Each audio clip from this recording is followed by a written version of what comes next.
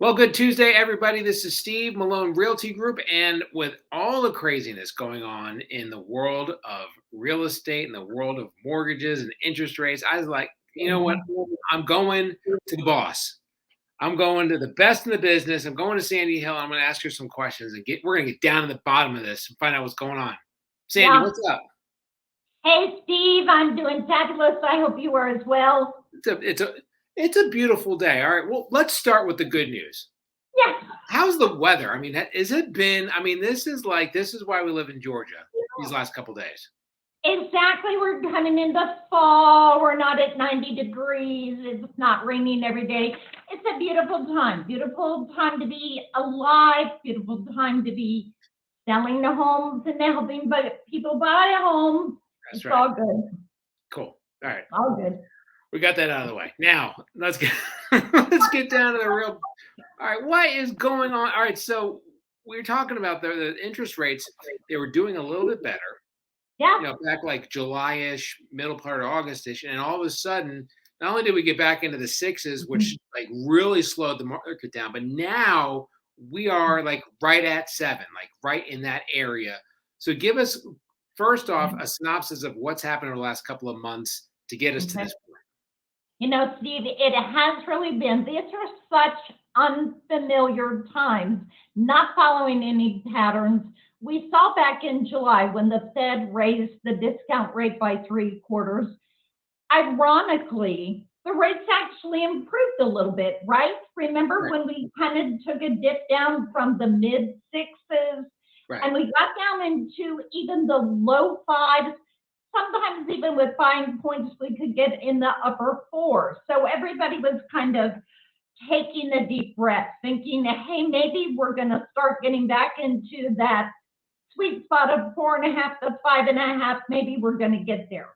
Right, and coming out of Labor Day after the summer swoon that we get, and I thought, like you said, we thought guns a-blazing right after Labor Day, and then exactly what we thought, and then we had the Fed raise the rates another 3/4, which really was anticipated. Everybody really knew that was going to happen. However, in the midst of all of that going on, we now have global issues, and those global issues of concerns about inflation, quote, over in Europe and some of the crisis, energy crisis going on, it really has spawned a huge sell-off in the market.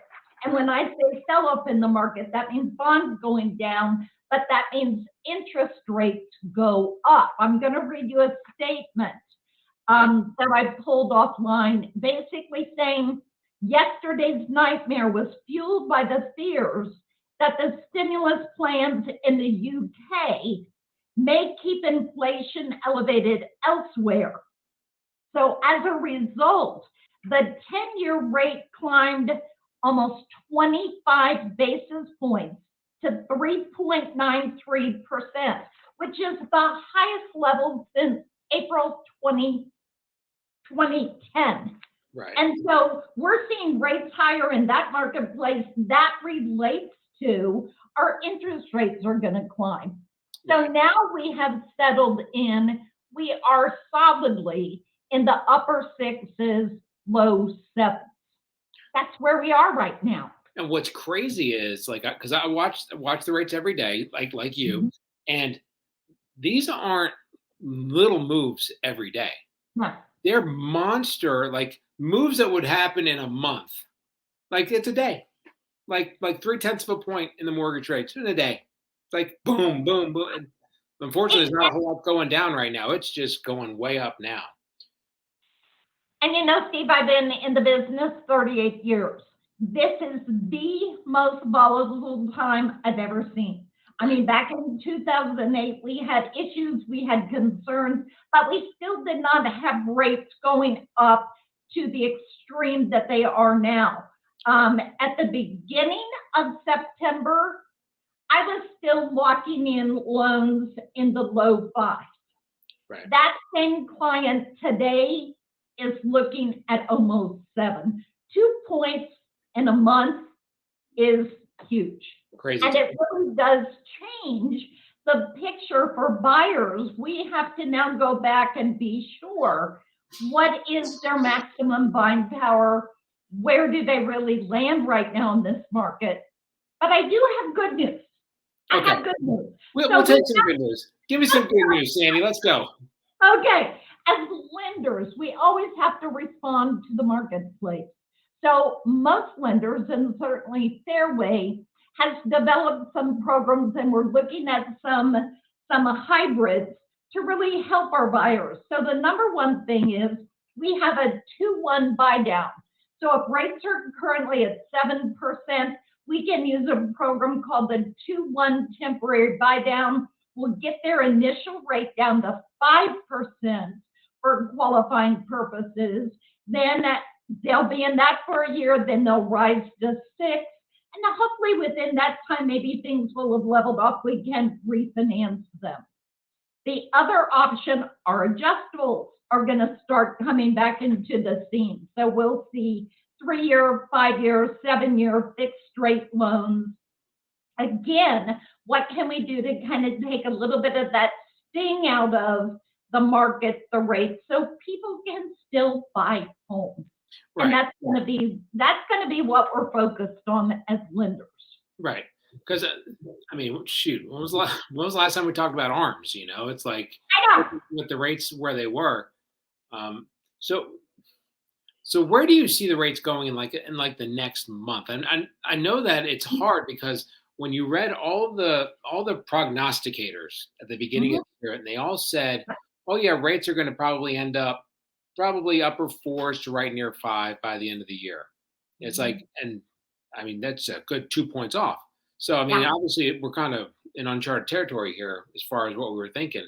I mean, obviously they're gonna come down at some point, but what's like the interim, this next month? I mean, what do you expect? We're expecting rates to potentially continue to edge up. So in all of the forecasts, when I look at whether I should lock in a client, whether I should wait 15, 30, 60 days, everyone is saying, no, lock them in now. It's only going to go up. So the forecasts are that we really aren't going to see relief until at least 2023, unless another anomaly. I mean, we don't know how that's going to pan out. Right. But we're probably not going to see the rates come back down. We're going to have to employ some of the other tools, products to be able to help people get over the shock factor of going from 4, 5, 6 to closer to 7. Right. And then obviously it's looking at the crystal balls, trying to figure out like next year when they come down, like how far do they go? Because obviously I don't think we see the 3s for a very long time. I don't even think we see the 4s for a very long time as we are right now. No, I mean, and I don't have that crystal ball, and I'm not supposed to do crystal ball. But what I would tell you is, I think if everybody would be ecstatic if we even got somewhere back in the mid 5s, mid 5 to even 6.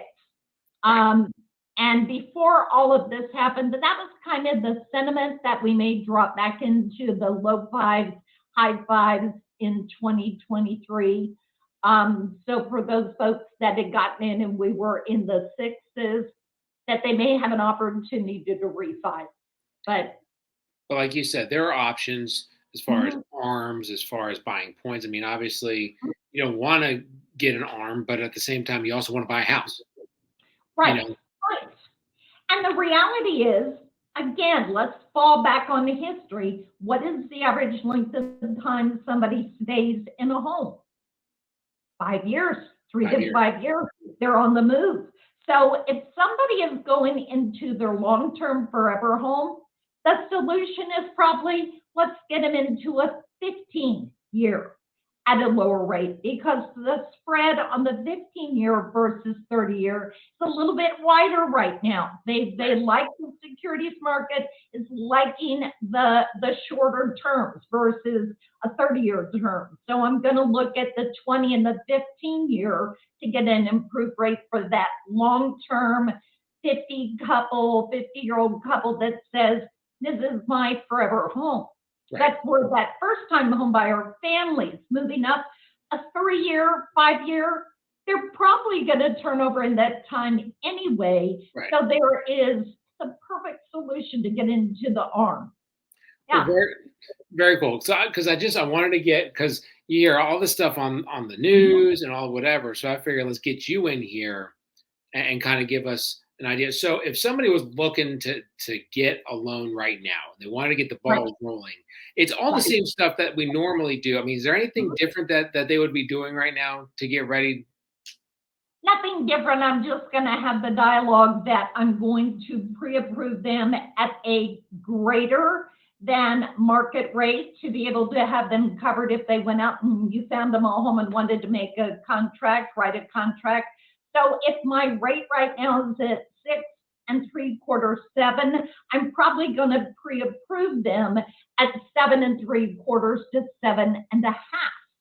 Okay. So they're covered if the market were to go up. I don't want to come back in 2 weeks and say the market's moved to half a point now, you don't qualify for the 300, you only qualify for 280 or 275. So what's different is I'm going to build a little bit more margin in, but I'm also going to have the conversation about temporary buy down and what that looks like, what that cost is, and we're also going to talk about ARMs, the adjustable rates. Got it. So last question, and I apologize. I forgot to tell you I'm going to make you do math on the fly. So I'm going to make you do a little math on the fly here. I have a calculator. Well, just so people, because I mean, I kind of want to know too, because I get, you tell me these numbers and they, unfortunately they go right out the back of my head. I have a general idea, but when you talk about the difference between 6% and 7%, like if I was buying a $400,000 house, let's say, and I was going to get a 6% loan for 30 years, on a $400,000 house rather. Right. And now I'm talking about 7%. I mean, on its face, it looks like it's going to be a massive difference, right? But maybe you're talking about it being, we're talking about being like $200, $300 a month, or did you do the math? Yeah, I did the math. Okay, good. I was covering for you. Did you like that? I used my old TV tricks where you talk through and let the people do their work, and then you let them. I love it. I love it. So it's about $250 a month difference between 6 and 7% on a $400,000 loan. Not sales price. I didn't calculate in down payment, whatever, but just the principal and interest, about $250 a month. So it's really not, it's not as huge as what people may think. Oh, a whole percentage point, maybe $500, $600, $700. No. Right. It's not easy. It's not, I'm not happy about it, but it's not catastrophic to where, let's keep living in a, 1-bedroom apartment because, that's going to be super expensive too. So. Right. And rents, they're paying somebody else's mortgage, and rental prices, I'm starting to hear they're actually overbidding for people to get into apartments. So if the apartment is at $2,000, somebody else is going to come in and offer $2,200 instead of $2,000. So highest and best. It's crazy. I know, even in renting. So own your property.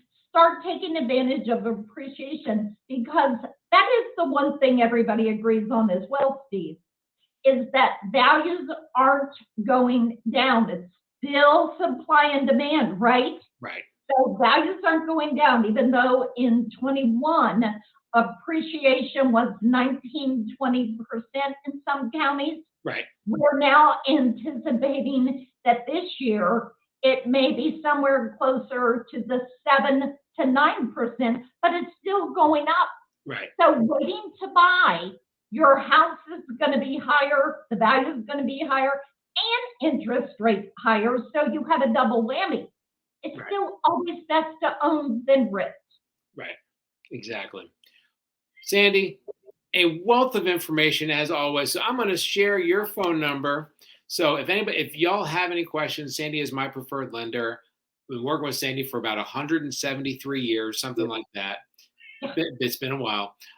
So if you have any questions, that's her phone number, 678-713-3636, and her website, sandyhillfairway.com.